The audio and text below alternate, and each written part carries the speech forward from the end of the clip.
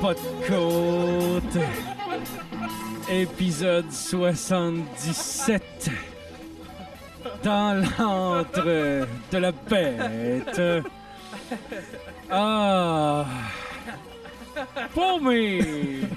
Hey, Simon. Comment ça va? Hey, ça va bien. Content de ce retour. Ah, mais... Jay. Salut Simon. Ça va bien? Oui, toi?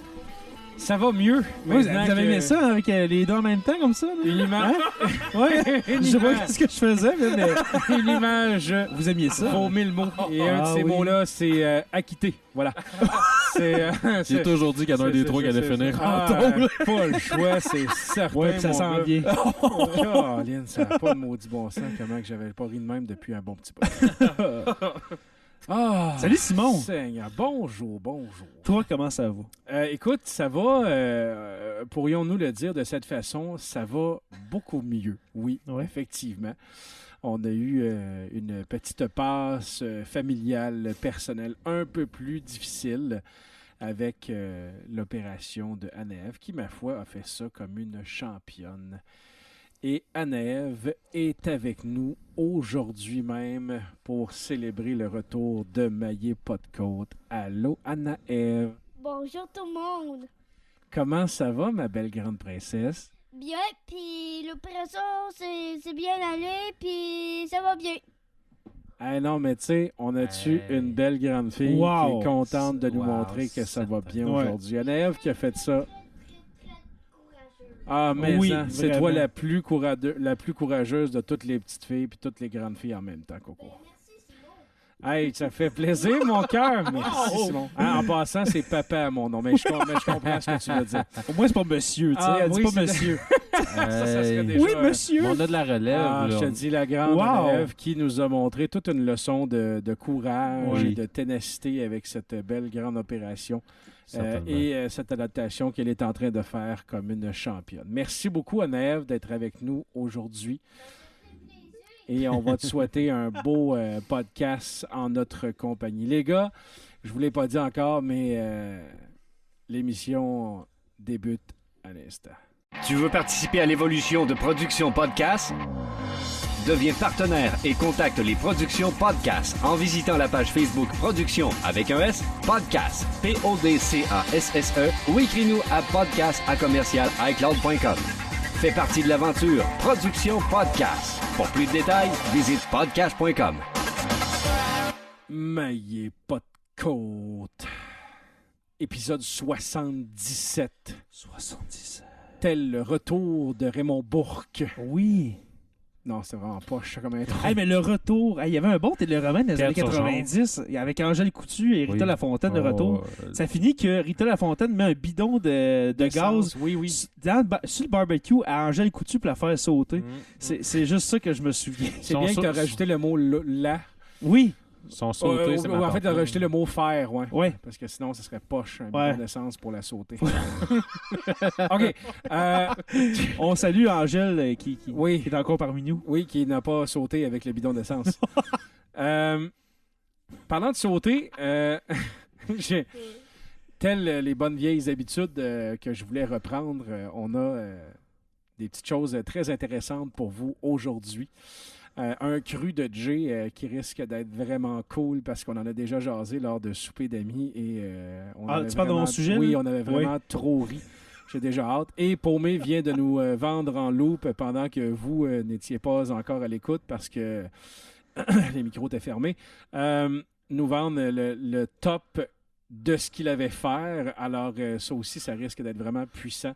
Oui, madame. Pour vous, les gars, pour commencer le show, histoire de juste se mettre dedans tranquillement, j'avais 2 petits sujets vraiment cool qui se lisent comme ceci. Vous savez que dernièrement, il y a eu plusieurs tueries dans les collèges américains. Tout un sujet à amener. Ça ne ralentit pas vraiment depuis les dernières années. Qu'il y a de plus en plus de morts et on cherche une façon de faire en sorte que les jeunes dans les collèges américains puissent se défendre contre ces tueries et ces tireurs isolés qui, malheureusement, souvent préméditent trop souvent leurs gestes. Eh bien là, on a frappé le bas du... comment on appelle ça, le bas? Là, de la créativité. Oui, le bas de l'intelligence humaine, selon moi, avec la Oakland University. Qu'est-ce qu'ils ont fait? Ben écoute, les images des collèges entourés de banderoles jaunes police, on a vu ça trop souvent. Les tueries, les jeunes qui sortent des écoles à peine à la planche en courant, en broyant, les veillées pour les disparus avec les chandelles, puis les pleurs et tout ça. On subit tout ça du côté des États-Unis depuis une bonne quinzaine d'années, je te dirais. La tuerie de Columbine, 2099. Bon, écoute, une bonne vingtaine d'années. Quasiment 20 ans, Et devant ce phénomène-là, qui ne ralentit pas, comme je le disais, la Oakland University, dans le Michigan, a décidé de mettre les bouchées doubles pour empêcher que ça se reproduise ou à tout le moins pour offrir un moyen aux étudiants de se défendre contre un tireur isolé avec une M4A1 automatique ou un fusil de chasse coupé. Ouais. C'est-à-dire de donner aux étudiants à la rentrée des classes roulement de tambour. Une POC de hockey. Quoi? Oui. Hein? Avec un logo sûrement des Red Wings. Distribuer des POC à ses élèves afin de se défendre contre un éventuel tireur. Mais Simon, ça fesse une POC. Écoute, en cas de fusillade, l'université apprend à ses étudiants et étudiantes la méthode Run, Hide, Fight, qui veut dire fuir, se cacher et se battre. Ouais. Dans quel ordre? Donc, en gros, dans l'ordre que je l'ai dit, 1, tenter de fuir. 2, si c'est pas possible, tenter de se cacher. Et 3, si ça aussi c'est pas possible, tenter de se battre. On proposait de lancer des objets à portée de main aux tireurs, comme des bureaux, des chaises ou des pupitres. Ça se lance mal. Autre matériel. Moi, je pourrais lui visser une bonne chaise par la tête. Là, c'est sûr, mais moi, je pense que tu le manquerais ou que lui t'aurais avant parce que la portée de la chaise n'est pas la même qu'une balle. Non, mais tu sais, mettons un gars bien chanceux. Donc, on a trouvé une autre mesure. Il y a 2500 POC de hockey qui ont été distribués à la Oakland University à l'entrée des classes en septembre. Et les jeunes ont pour mandat d'avoir toujours cette POC-là, soit sur eux ou dans leur côte ou là, dans leur sac de sac à dos. Et si à un moment donné, il y a une tuerie à la Oakland University, eh bien, les jeunes auront la chance ou dans le désespoir de 1, fuir, 2, se cacher, sinon, en troisième et dernier lieu, de tirer une POC au tireur. Ça doit rentrer, Simon, quand même. C'est sans dessin, mais ça doit rentrer. Mais j'ai lu sur Twitter, tu sais, qu'il avait distribué combien, t'avais dit déjà? 2500. Puis il avait fait ils ont rencontré dernièrement comment qu'il n'avait, puis il en manquait 1000. Ça a l'air qu'il y a pas mal de mangeux de POC. Ouais. C'est bien amené, ça, pour moi. C'était bien amené. J'aurais pu être encore plus vulgaire, mais je vais la garder pour moi. Tu veux-tu parler des POC Bunny? Ben, en tout cas, c'est pas ce mot-là que j'aurais utilisé, mais je comprends ton idée. Les POC Bunny? Joues-tu au POC quand t'étais jeune? POC OK, ouais, mais les POG, tu connais? Oui, j'ai joué au POG. C'est hot, ça, des POG. Ouais, j'avais le POG de Pavel Bure. Ouais. Ça donne en tout cas. Et on parlera de POG un jour. Une autre façon de se protéger, effectivement. L'université essaye de... Dans l'idée de faire un tour du chapeau, l'université essaye de rassembler assez d'argent pour pouvoir changer ses serrures. Les verrous sont actuellement à l'extérieur des classes. Il faudrait pouvoir tous les changer pour les positionner à l'intérieur afin de pouvoir se confiner dans les salles. Comme ça, le tireur ne pourrait pas rentrer vu que la barrure est à l'intérieur. Ça serait que ce soit des barrures, par exemple mais les portes ça, des mais si le tueur, par exemple, on parle d'une serrure normale qui s'ouvre avec une clé. Ouais. Donc, une petite barre de métal qui rentre dans l'embranchement. Mais qu'est-ce qu'on fait maintenant? Qui mesure à peu près 1 pouce, OK? Ouais. Le problème, c'est que quand tu as un AK dans les mains, mettons, là, la porte est barrée, puis par la fenêtre, tu vois 32 kids assis en arrière du bureau qui pleurent, là. Puis que, mettons, tu en mets une dizaine dans le mur où ce que la serrure, là, on jase, là. D'habitude, la porte, elle rouvre. Mais imagine-toi... Elle devrait rouvrir. Je dis ça comme ça. Ouais. Avant de changer les serrures de bord, je changerais le capitonnage de la porte et du verrou. Avant même de Moi, je scellerais les portes. Mais c'est mon idée. Oui, mais encore attention, Jérémy. Si le tueur est d'un serrurier... Oui, qu'est-ce qu'on fait sinon dans ce cas-là? Si le tireur est un serrurier et un ancien gardien de but, asti t'es dans la marde. Ça va pas bien, hein? Parce que quand même bien, tu lui tires une POC, il va l'arrêter, man. Il y a sa mythe, lui, là. Avec son masque de Rogie Vachon, là. Avec ses 2 logos des Kings, ça serait malade, ça. Ah, mais je pensais jamais qu'à un retour, on aurait ri d'une tuerie, en tout cas. Non, pas naturel, on rit des POC. Non, c'est ça. Non, mais moi, sérieusement, Simon, je trouve que c'est un excellent moyen. Ça rentre en calvaire, une POC. Ah non, c'est sûr que... Tu reçois ça sur la tête, là, hey, ça doit rentrer. Là. Non, je salue un des élèves de l'école où est-ce que j'enseigne, où est-ce que j'ai failli arracher la tête avec une balle de hockey Cosum tantôt. Ah oui? Ouais, je m'excuse. Je visais pas ça. Au moins, tu visais pas la tête. En parlant de hockey, là, mais c'est ça. J'ai fait un stab shot puis ça y a passé proche de la tête. Je m'excuse. On s'organise pour travailler fort dans les coins, Jérémy. Merci. Méchant malade, toi. Écoute, et l'autre nouvelle que j'ai à vous offrir, je t'invite, Paumé, à regarder Jay pour avoir la surprise, pour pas regarder mon écran d'ordinateur. Jay, on se regarde dans les yeux en ce moment. Jay, moi, je regardais le stock à Simon en arrière. Là. Je vous parle de Mme Sophie Glaise. Sophie Glaise, qui n'est pas une Anglaise, mais bien une Française. Sophie Fraise. Sophie Glaise a 61 ans. Oh, elle est tout jeune. Sophie Glaise est à 80% aveugle. Oh. Bon. Et Sophie Glaise est allée au chômage pour évaluer les possibilités d'un... Placement. Je dirais pas un placement un retour au travail. Pas un retour, mais un placement au travail. Un placement dans cette année, elle est tout le temps... et l'un des choix qui lui a été offert par le bureau du chômage, j'imagine dans un coin de la France, parce qu'elle est française, une des jobs qui lui a été offert à 80% aveugle, elle a déjà son chien guide, je vous le rappelle, et elle a 61 ans, c'est de conduire des trains. J'allais dire contrôleur aérien. 80% aveugle. Ça arrive par le courriel de son fils parce qu'elle ne peut pas lire ses propres courriers ni courriels. Elle était surprise et déçue quand il a lu cette proposition complètement débile. Ça montre à quel point, quand on est handicapé et qu'on veut travailler, il n'y a rien qui est adapté à la spécificité de l'handicap de la personne. C'est la seconde annonce qu'elle reçoit en 2 ans seulement. Écoute, c'est pas parce que j'ai un micro en face de la face que j'ai pensé ça en premier, mais je connais 2 animateurs au Québec, ici, qui sont aveugles et qui font de l'excellente radio.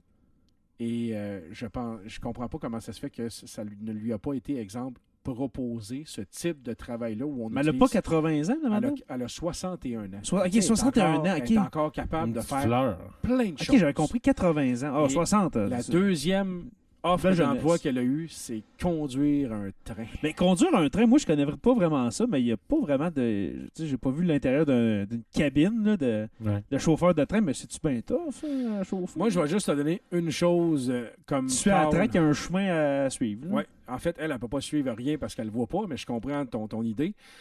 L'idée, quand tu conduis un train, c'est d'arrêter lorsque la gare arrive. Si tu ne vois pas la gare... Gare à toi. Gare à toi. Voilà. Donc, non, mais il doit y avoir des commandes, je sais pas moi, sûrement des personnes qui parlent au walkie-talkie. Ce que j'aime, c'est qu'au lieu de rire de la nouvelle, il essaye de la défendre. Oui, je la défends. Comment t'appelles ça, les radios qu'ils ont là-dedans? Des radios émetteurs. Des radios émetteurs, merci. Alors qu'ils mettent un émetteur puis qu'ils parlent de dire Hey Joanne, la gare est à 200 mètres, tire le break. Comment? Tire le break. Tire le break. Le break Donald. Le break après ça. Es-tu à gauche ou es-tu à droite? Le break, c'est après l'émission. On te l'a pas dit. Trop tard est passé la gare.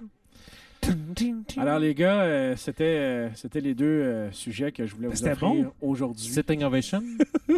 Premièrement. Ah oui. En fait, si vous insistez. Attention.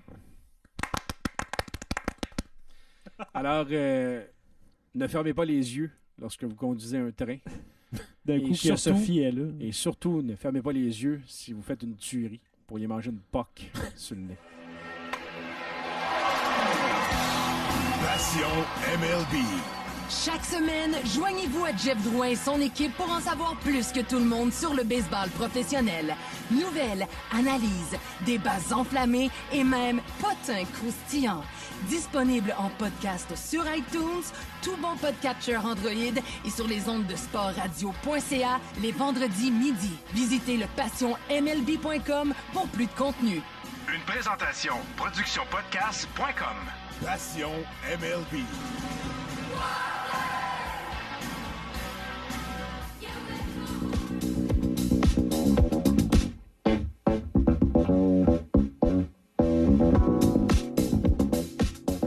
Mais il est pas de côte. Épisode 77 dans l'antre de la bête. Parlant de pas de côte, Paumé, avant que tu débutes ce superbe top qui me donne la chair de poule, parce que bien évidemment on est rendu, l'aube du mois de décembre approche. De plus en plus je me fais interpeller à la rue, à l'épicerie, partout sauf au travail, ben, même un peu au travail mais un peu moins ces temps-ci, en me faisant dire « Oh mon Dieu Simon, t'as pas froid? » Parce que je vais encore faire mon épicerie en culotte courte. T'as toujours fait ça. Et en t-shirt. Donc, non, je m'excuse, mesdames et messieurs, je n'ai pas froid. Il y a encore du monde qui se demande si t'as froid. Oui, à 37 ans, ils pensent que... je ne sais pas qu'est-ce qu'ils pensent pour être frais. Je ne sais pas vraiment. Non, Léa, on ne touche pas ici. Ça, c'est à Jay. Donne-le-moi. Léa, c'est un ordre. Merci. Inquiète pas, ma blonde va faire le travail. Donc, merci Léa. Léa, oui, c'est bon. Merci. Alors, Léa qui a participé à cet humour noir. Donc, en gros, j'aimerais dire aux gens que je les aime beaucoup. C'est extrêmement apprécié de venir me dire un petit bonjour, mais je pense que c'est vous qui avez froid avec vos manteaux et non moi qui n'ai pas froid avec pas de côte. Ouais. C'est... le dire. On est des caves. Donc, sur ce ton de dénonciation extrême, Paumé. Salut Simon. Je m'ennuyais vraiment beaucoup. Justement, pour être dans le thème, je suis arrivé sans manteau. Ah, j'aime ça. Et puis, aujourd'hui, je vais faire un top 5 sur les joies d'être nouveau célibataire. Tiens donc, c'est ça ta barbe. Tout à fait. Mesdames. Ah, c'était mauvais comme elle est plus constatation. hein? Oui, tu vois que mesdames, elle est comme allumée.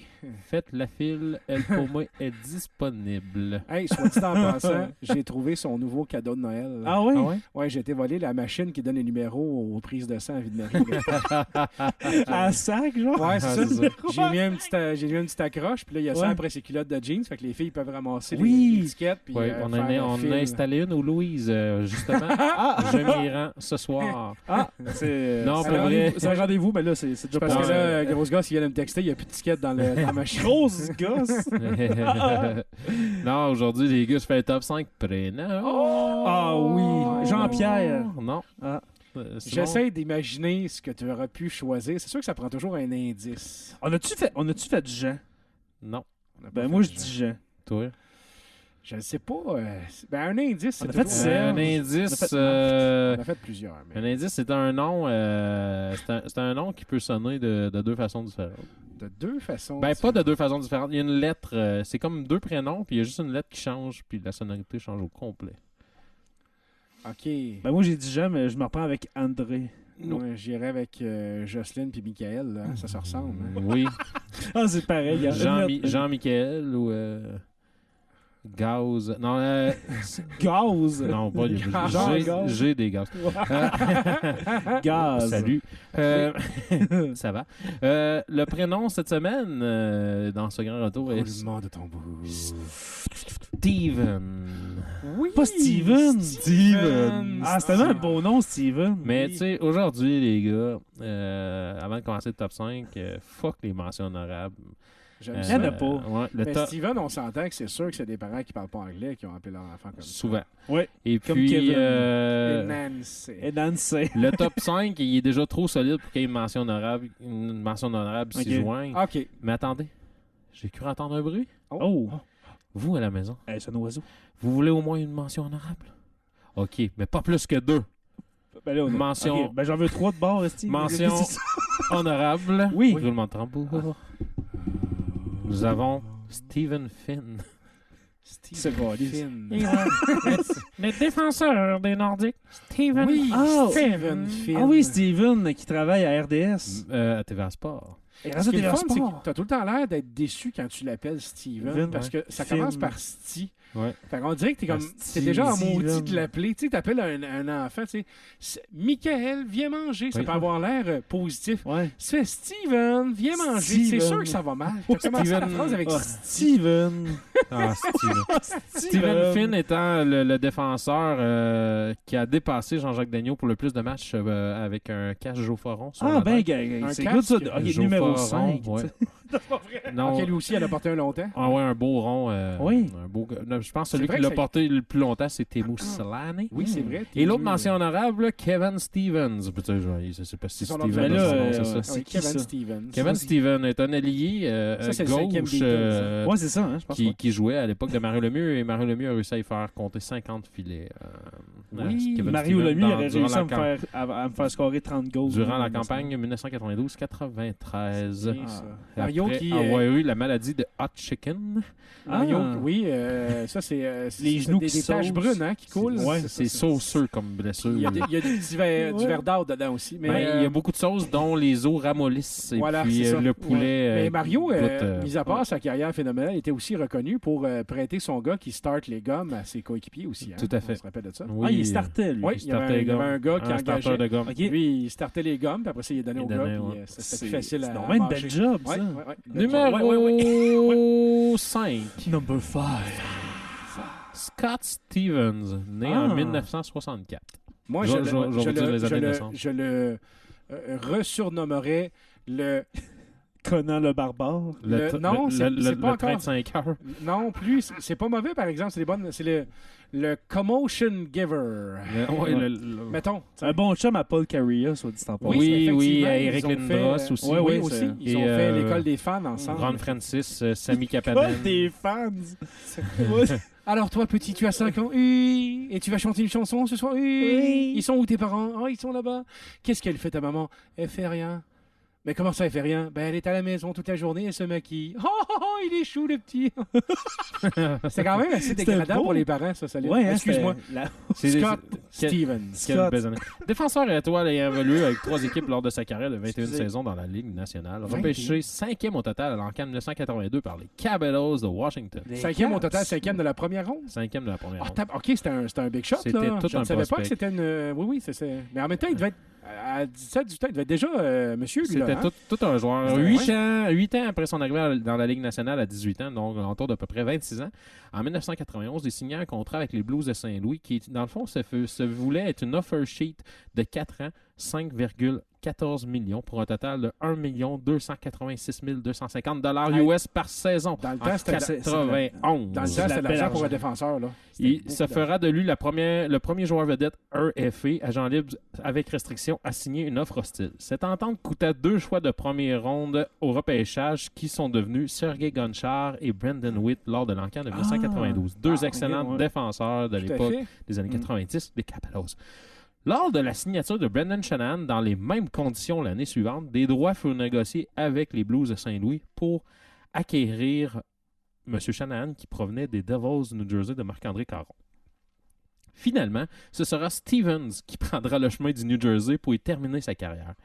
Un Conn Smythe en 2000, 16 matchs d'étoiles, 3 Coupes Stanley, 2 fois la première équipe d'étoiles en 88 et 94, 3 fois sur la deuxième équipe d'étoiles, 92, 97 et 2001, 908 points, dont 196 buts en 1735 matchs, plus 393 non, ça, c'est l'enfer. en carrière. Mais Larry Robinson, il est genre plus 790. Oh, okay.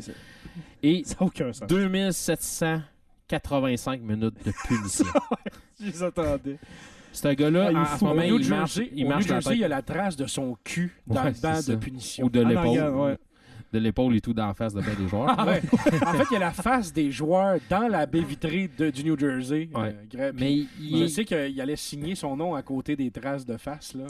Apparemment que Scott Stevens, maintenant, n'aime vraiment pas parler de cette époque-là parce qu'il est vraiment honte des coups à la tête qu'il a donné. Puis il regarde le hockey aujourd'hui. Puis c'est vraiment... il est vraiment pas fier de ces gestes-là. Mais aujourd'hui, je voulais justement parler de d'autres choses de fait marquant parce que ça a été tout un défenseur quand même. Il a fait un album country. Non, oui, il a joué avec le grand Ken Daneyko et Scott Niedermayer, entre autres, avec Jersey, mais il a joué aussi avec Adamos puis Bretol avec Saint-Louis quand même. Oui. Tu sais, c'est pas rien. Puis il a joué avec Mark Gartner à l'époque avec les Capitals de Washington. Son numéro a été retiré, je pense, par Jersey. Ouais, numéro 4.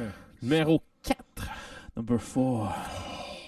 Steven Seagal, 1952. Simon, parle-moi de Steven Seagal. Écoute, on parlait de train justement tantôt. Là. Steven Seagal est l'homme qui a montré aux gens de la planète Terre comment briser des os lors d'un combat.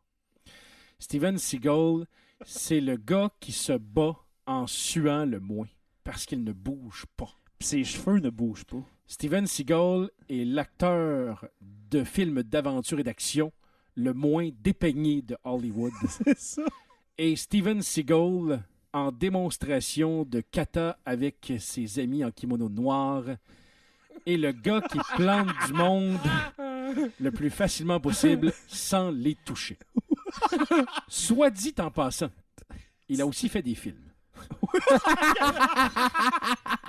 Donc, notamment son, je pense, plus populaire, Cuirassé en péril, qui regroupe Miss Juillet, Erika Eleniak, dopée raide par son tour d'hélicoptère, qui se réveille tout nu dans le gâteau en se demandant qu'est-ce qu'elle fait à danser devant personne. Quoi? Tommy Lee Jones, qui joue le méchant, style « Je suis le chanteur de rock'n'roll, mais je descends l'amiral pendant ma première chanson », pour prendre possession du USS Missouri et tirer des missiles Tomahawk sur Honolulu.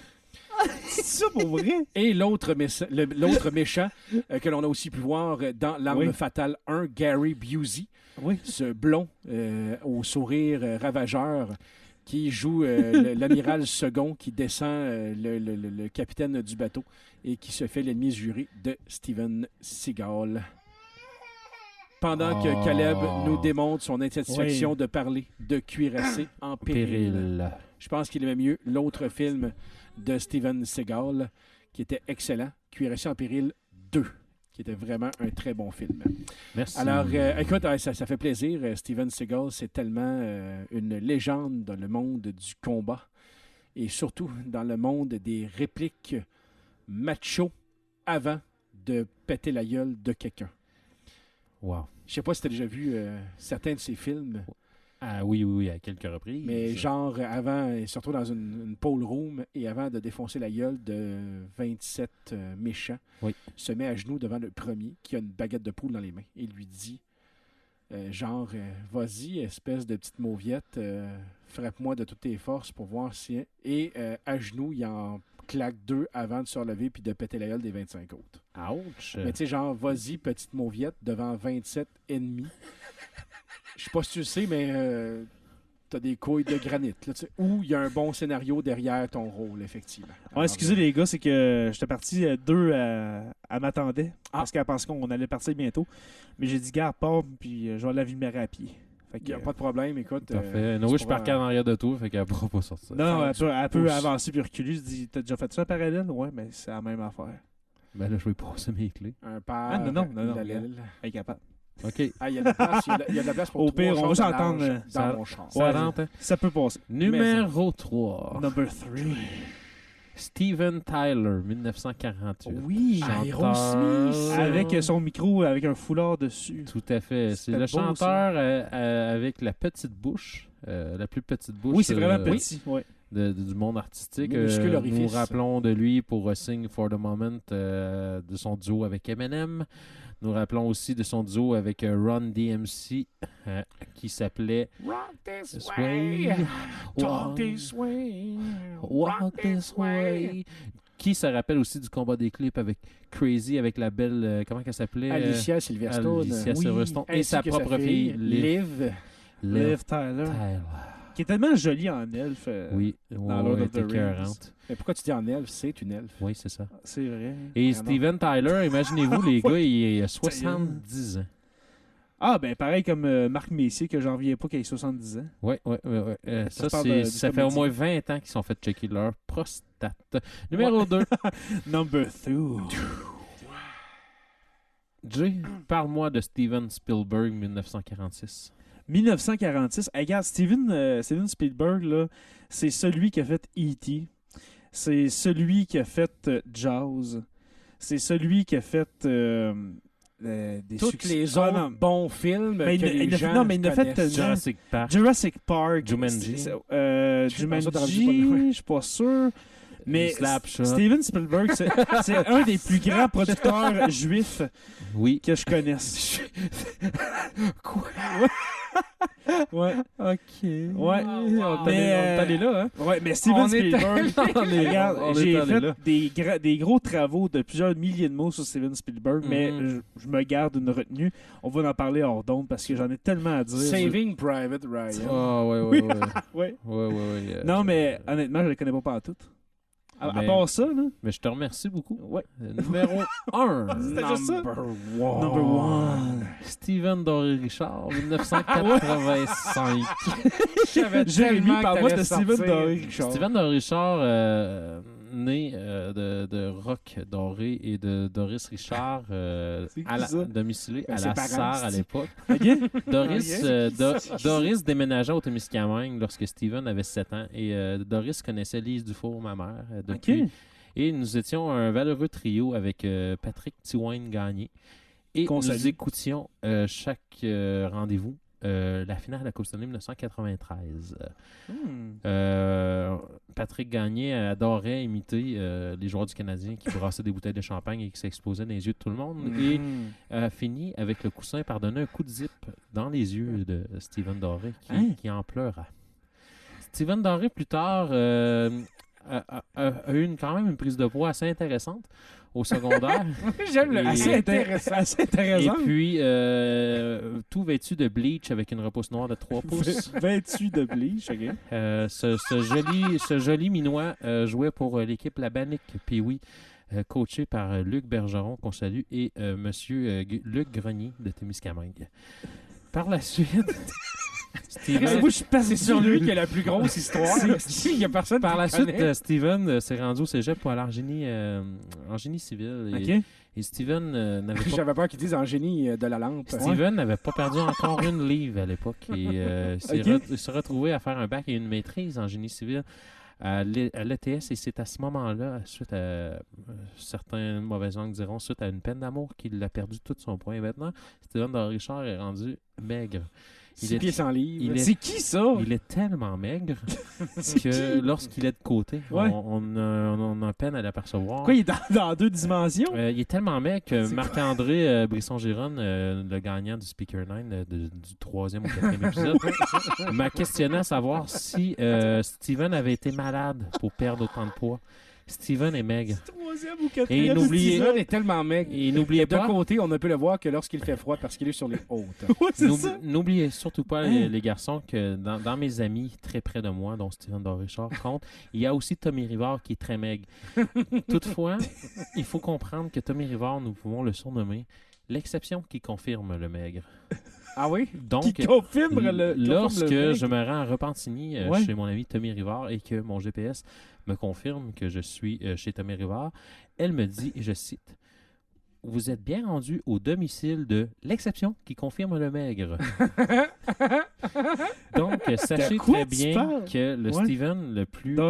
Steven Doré Richard Poirier, Nissan 2 portes, 4 cylindres, 16 valves. Sachez que ce cher Steven, il existe-tu? C'est mon ami. Ok, c'est ton ami, ok. C'est mon seul ami qui n'a pas Facebook. En passant, ne le cherche chez Point. Okay. Il travaille pour Hydro-Québec dans la grosse tour à Montréal. Et depuis qu'il porte des pantalons Bourgogne, des chemises roses et qu'il se fait crousser par Jean-Sébastien Girard de La Soirée est encore jeune, mon cher ami SDR, Steven Richard, est probablement sans domicile fixe. n'est pas la personne la plus mince de Montréal. Okay. Toutefois, il est la personne la plus maigre de Montréal. Donc, pour moi, dans ma vie, ce qui est important de comprendre dans le top 5 prénoms de Steven, c'est que Steven Richard, non seulement il est dans mon cœur, dans mon maigre cœur, mais il se retrouve aussi en tête de liste des Steven les plus incroyables qui m'étaient donné de connaître. Mais tant mieux. Je le connais pas, mais il a de l'air gentil. Salut, Steven. Ouais. Production Podcast présente Le Pervy Show, un podcast supérieur où se mélange le cynisme et le sarcasme, agrémenté d'une touche de dépression. Ben non, asti. Viens rire avec Sonny Hamel puis Pascal Gélina, 2 passionnés de musique puis d'affaires que le vrai monde ne savent même pas qu'ils existent. En passant de la meilleure sorte de tourbe pour votre terrassement jusqu'aux extraterrestres. Prenez le temps de décompresser avec vos 2 animateurs Nowhere préférés. Puis oublie pas, il y a juste toi d'assez capoté pour écouter ça. Disponible sur tout bon podcatcher et podcast.com.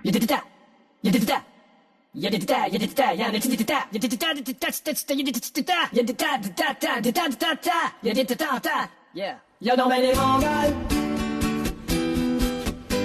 Y'a dans les Mongols. N'ayez pas de côte, épisode 77 dans l'antre de la bête.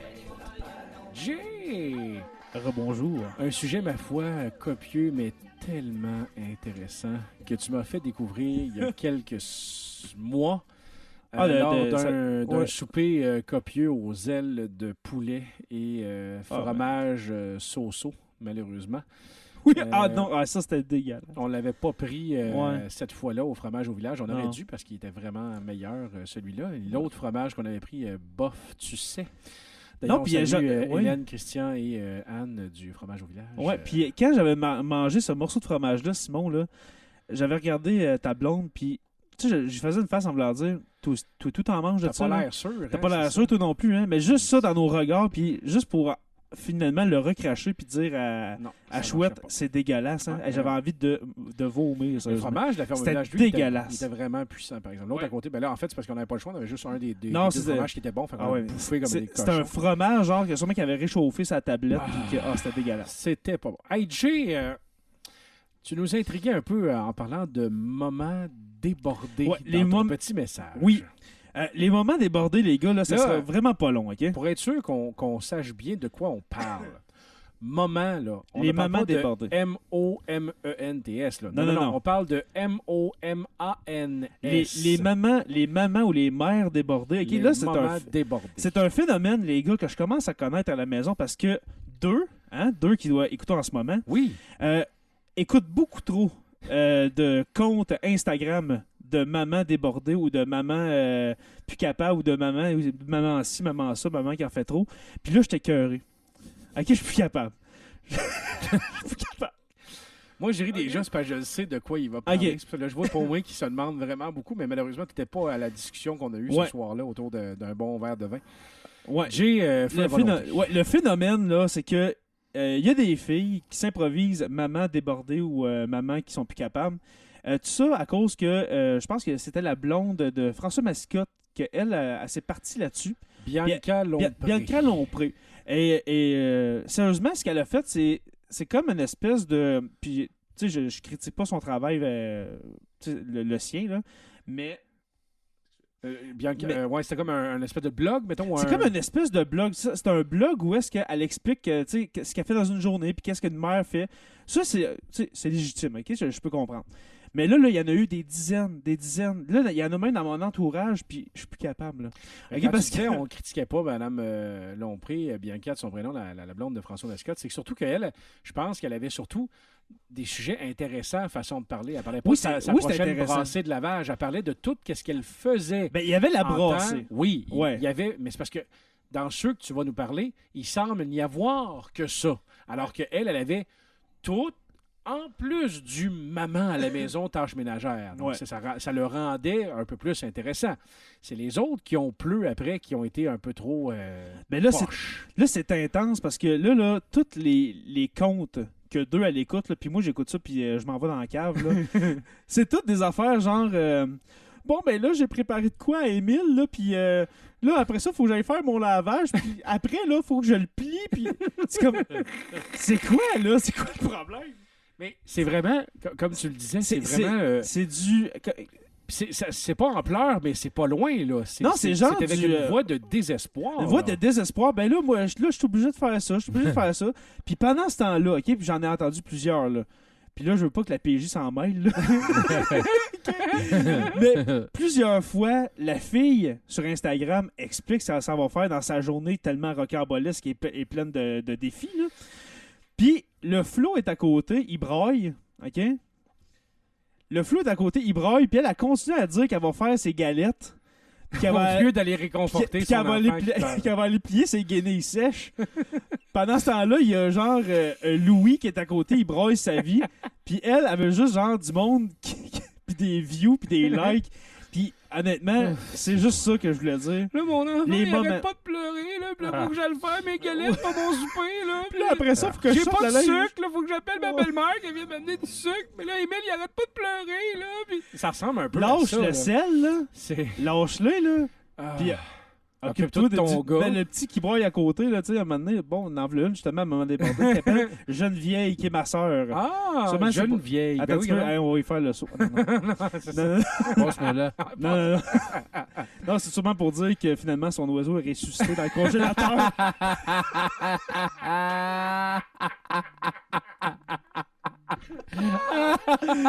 Ben là...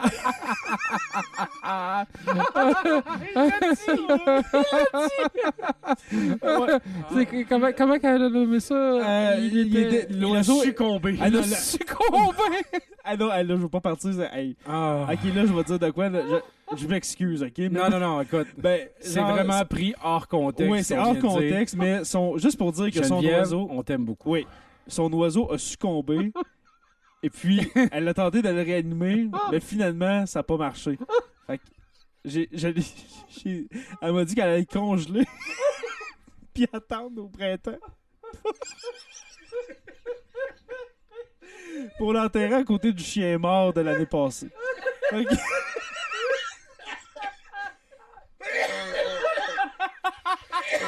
Ouais, là, c'est une première. Jay qui se fait tousser lui-même. D'habitude, ça prend quelqu'un pour le faire, mais là, c'est lui. Je m'excuse, mais ça mérite un sitting ovation à l'instant. J'ai chaud. Hey, non, mais il fallait bien que ça tombe là-dessus. De toute façon, elle écoute pas Maillé Podcast. Non. C'est dur à comprendre. Devrait. Non, mais l'application est trop dure à comprendre pour elle. Puis Maillé, ben... C'est dur à écrire. Fait que, c'est pas facile. Non, il y a quand même un Y. Elle n'a pas encore la coordination des doigts assez puissante pour écrire Maillé. Je sais pas pourquoi, mais moi, je pense qu'au prochain party des Rivards, tu vas te faire péter à la gueule. Elle va te faire une jambette dans les marches d'escalier. C'est le seul moyen de se débarrasser de moi parce que je suis imperturbable. Elle va aller te nailler dans la piscine du parc à Rémigny. Seigneur. Dans le pied. Mais tout ça pour dire que ça, c'était le cas des mamans débordées. Est-ce une maman débordée, oui. Sandra? Oui. Sandra? Toi, tu affiches ta vie pour dire que tu plies tes guenilles? Non. Okay. Non, elle va pas si loin que ça. Parce que qu'est-ce que certaines filles disent pas de ces mamans débordées-là, c'est que ils disent ça, mais quand le gars arrive de travailler le soir, ben il tombe dans la face pour l'aider. Ben ça, elle dira pas sur son compte Instagram que Gérard, il l'a aidé à plier les guenilles. Effectivement. En hommage à toutes ces mamans débordées, je vous dis... moi, je vais y aller coucher les enfants. Pendant qu'ils dorment en ce moment. Mais là, il y a deux autres choses par rapport aux mamans et aux émissions de filles, OK? Oui. Parce que là, je veux pas faire mon macho, mais c'est des émissions de filles, Sandra. L'émission des Grous, là. Connais-tu ça, Sandra? Non. L'émission des Grous, là, c'est les deux... Dis-moi pas que Patrick Grou là-dedans. Non, c'est deux parents qui ont 10 enfants. Et puis, si vous écoutez, j'ai rien contre vous autres, OK? Mais, sérieusement, montrez à vos enfants comment parler parce que... Il me semble que c'est pas clair. T'sais, au pire, concentrez-vous sur l'éducation de vos enfants avant d'en faire 2-3 autres après. OK. Parce que, non, c'est vraiment... c'est pas sain. Ça n'a pas l'air sain. Ils feront pas la minute du patrimoine, nous autres. Hein? Non, vraiment pas. Puis, non, je déteste cette émission-là. Puis sûrement qu'elle va me tuer quand elle va entendre ça. Mais c'est tellement vide de contenu. Un reality show? C'est mauvais. Oui, c'est un reality show. Les reality shows, ça fait tellement 2006. Ouais, mais... je vous dirais, allez écouter une émission, mais non, écoutez pas ça. Écoutez les Hogan ou les Osborne. C'est vraiment mauvais. C'est vraiment mauvais, puis ça parle justement d'une famille que c'est-tu dur, on est 12 ici, puis il faut tout faire. Ben oui, mais arrête d'en faire des gens. Même blog, puis c'est tout. Non, mais tu sais, à un moment donné. Et il y a le show, j'ai l'air d'un gars qui chiale à soir, hein, c'est rare. C'est bon. Non, mais je me vide le cœur, j'ai envie d'être debout avec le micro. Vide-le. Mais l'autre, c'est la vie des quintuplés. Et puis, les quintuplés, dans le fond... Les jumelles Dion, ça? Non, c'est deux Américains roux qui font... Les quintuplés, c'est deux Américains roux. Non, l'émission des quintuplés, c'est deux Américains roux qui ont fait 5 autres roux, dont une petite fille qui a des lunettes tapées sur la tête. Ça fait un sérou, ça. Parce qu'elle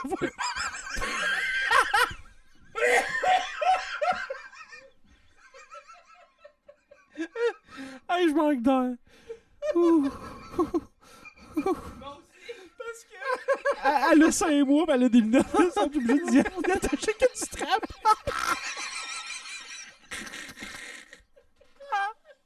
C'est pas drôle. Ok, j'arrête là. Ok, bye. Elle pourrait pas passer à Zamboni à Béarn. Okay. Oh.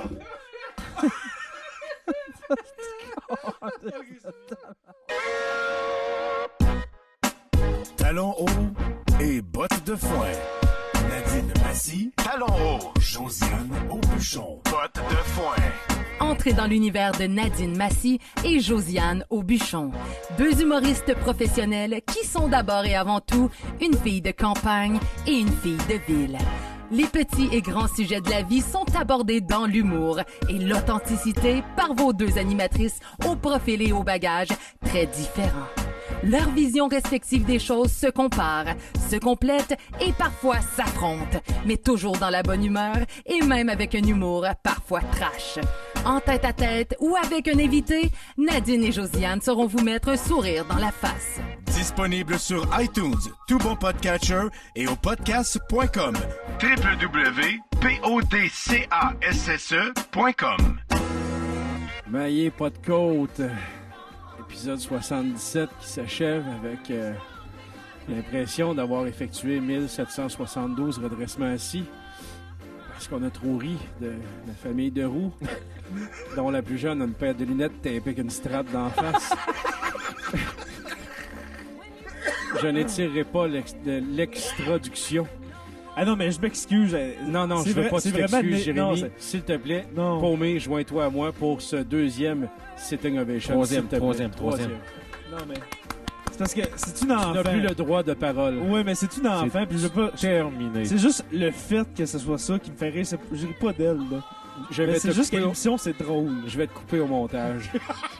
Paumé, merci beaucoup. C'est avec grand plaisir que j'ai accepté l'invitation. Jay, merci beaucoup.